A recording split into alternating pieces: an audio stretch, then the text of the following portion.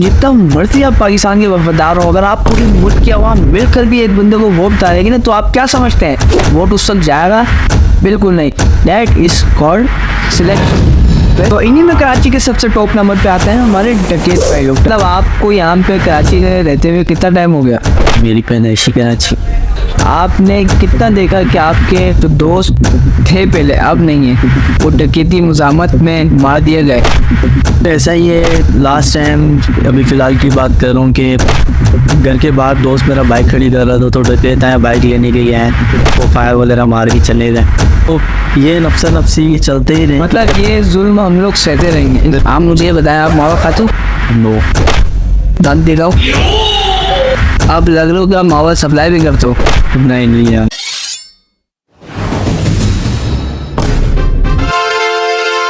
हाँ तो भैया क्या है, उम्मीद है ठीक ठाक होंगे। अगर नहीं भी ठीक ठाक तो मैं क्या करूँ? भैया ज़्यादा खराब होने पे डॉक्टर से मिलूँ करें, दवाई बच्चों की फ़ोन से दूर रखें, क्योंकि आजकल बच्चों में ज़्यादा कीड़े पाए जाते हैं। भैया आप जितना मर्जी पाकिस्तान से प्यार करते हो, जितना मर्जी आप पाकिस्तान के वफादार हो, अगर आप पूरी मुल्क की आवाम मिलकर भी एक बंदे को वोट डालेगी ना, तो आप क्या समझते हैं वोट उस तक जाएगा? बिल्कुल नहीं। वोट उस तक बिल्कुल नहीं जा सकता, क्योंकि हमारे सीधे उस्तादों ने सोच कर रखा। उस्तादों का मतलब तो आप लोग समझ गए होंगे मैं किसको कहना चाह रहा हूँ। That is called selection. वैसे तो ये सब चीज़ें सबको पता है, नहीं बस हम थे कराची के ऊपर। कराची पे एक बार फिर भुट्टो की हुकूमत आ गई, और कैसे आई वो हम सबको पता है। कराची तो एक बार फिर लवारिस हो गया। इसी में मैं अगर बात करूं अपने ही कराची के बंदों में, जिन्होंने कराची की रोशनी छीनने में पूरा हाथ बटाया, तो इन्हीं में कराची के सबसे टॉप नंबर पे आते हैं हमारे डकैत भाई लोग। डकैत भाई लोगों ने अपनी ऐसी दहशत मचाई हुई है कराची में, आप कहीं पे भी चले जाओ, डकैत भाई अगर आ गए, वो अगर आपको पिस्टल दिखाएं, आप चुपचाप उनको सरेंडर कर देते हो। अच्छी बात है, ये करना चाहिए, मुजामत नहीं करनी चाहिए। पर यही अगर बात आम शहरी करे, मैं करूँ मिसाल, तो ये अच्छा भी लगता है। पर यही बात अगर आईजी सिंध करे तो कैसा लगेगा आपको? जी हाँ, मैं बिल्कुल सही कह रहा हूँ। हमारे साहब आईजी सिंध साहब ने यही बात की थी कि भाई आप कुछ करो मत, आप सिर्फ मुजामत नहीं करो, आप अपने आप को सरेंडर कर दो। क्यों भाई, क्यों? अब तक लूटते रहेंगे हम लोग। और दूसरे नंबर पे आते हैं हमारे गुटखा मावा खाने वाले लोग या बेचने वाले लोग। इस मौजू पर भी बात करेंगे। हमारे साथ मौजूद है कराची के शहरी, जो कराची में पले जमे कराची में, तो उनसे जानेंगे कि भाई उनकी तफसीलात जानेंगे कि भाई क्या हो रहा है कराची में, क्या चाह रहे हैं ये लोग। हाँ भाई दानियल, तो क्या हाल है? ठीक है। फिर तो आते हुए कोई मसला तो नहीं हुआ? बस थोड़ा डर लग रहा था, अंधेरा बहुत हो रहा था कि कोई पीछे से ना आ जाए। मतलब ये डर कब तक रहेगा आप लोगों में? मतलब ये कब तक हम लोग ये डर सहते रहेंगे? मतलब आखिरकार इसका कोई नतीजा भी तो होगा। बिल्कुल, इसका नतीजा ये है कि गवर्नमेंट अगर एक्शन ले तो बिल्कुल नतीजा निकल सकता। मतलब आपको यहाँ पे कराची में रहते हुए कितना टाइम हो गया? मेरी पैदाइशी कराची। आपके दोस्त भी होंगे कराची के, आपके रहने वाले भी होंगे। आपने कितना देखा कि आपके जो दोस्त थे पहले अब नहीं है, वो डकैती मुजामत में मार दिए गए? बिल्कुल ऐसा ही है, लास्ट टाइम अभी फ़िलहाल की बात कर रहा हूँ कि घर के बाहर दोस्त मेरा बाइक खड़ी कर रहा था, तो डकैत आए बाइक लेने के हैं, वो फायर वगैरह मार के चले गए। तो ये नफसा नफसी चलते ही रहे। मतलब ये जुल्म हम लोग सहते रहेंगे, इसका कोई नतीजा नहीं है। या भाई आप भी कराची के रहायशी हैं, आप मुझे ये बताएं, आप मावा खाते हो? नो। दांत दे रहा हूँ। चलिए अच्छी बात है, मावा नहीं खाना चाहिए। अब लग रहा हो कि आप मावा सप्लाई भी करते हो?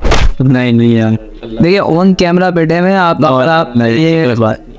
ये कि चुपके से लेने के लिए जाते हैं दोस्त यार के साथ कि यार वहाँ मावा मिल रहा है। लेकिन एक बात मैं कहना चाहूँगा कि सबसे बड़ी चीज़ है तालीम। ठीक है, ऐसा ही इंसान को शौक़ तालीम देती है। ठीक है, यहाँ पर चिटिंग हो के बंदे पास हो रहे हैं, लूट मार बची हुई है यहाँ पर। बिल्कुल, अगर बंदे को एक सही राह दिखा दी जाए, मगर इसमें कोई सख्ती अगर गवर्नमेंट कर दे कि यार कोई बंदा चिटिंग के बिना पास नहीं होगा, या कोई भी कोई भी मसला हो, अंदर तहजीब ही नहीं है, उसके अंदर बात करने के एक मैनर्स ही नहीं है, तो क्या करेंगे वो बच्चे?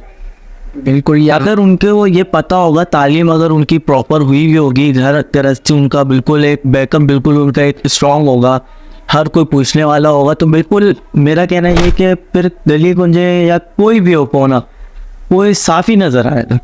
बिल्कुल दानियल भाई, आप तो सीरियस हो गए मेरी बात पे। नहीं, बात सीरियस की नहीं है। बात असल में यहाँ पर इतनी सी बात नहीं है, ये बात बहुत बड़ी है। ये बिल्कुल अगर करना चाहे तो ये बहुत पूरी रात भी चली जाए तो ये बात ख़त्म नहीं होगी।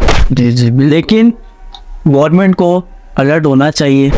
डकैतियाँ देखो कितनी हो रही है। आप तब डकैती का आप भी, आपको कितनी दफा लूटा गया कराची में? आप मेरा इतने टाइम हो गया।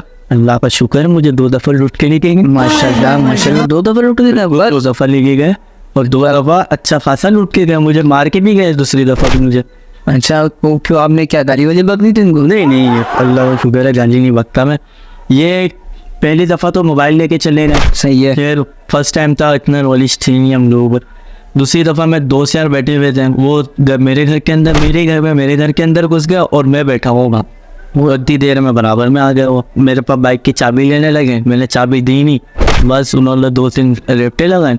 उसके बाद चाबी स्टार्ट करी। रेपटे किसे बोलता है? रेपटे चमाटे को कराची की लफ्ज़ों में अगर देखा, अच्छा, कराची की लफ्ज में हम लोग रेपटे को चमाट बोलते हैं। बिल्कुल। चमाट किसे बोलता है? चमाट रेपटे को बोलते हैं। चमाट रेपटे को बोलते हैं। रेपटे चमाट को बोलते हैं, चमाट रेपटे को बोलते हैं। थप्पड़ किसे बोलता है? थप्पड़ भी चमाट की बोलते हैं। भाई ये तो दानियाल कराची के रैशी, इन्होंने हमने कराची के बारे में मौक़िफ़ पेश किया, मौक़िफ़ बताया कि ये हो रहा है हमारे साथ, डकैती से लेके मावा वगैरह ये सब चीज़ें ETC।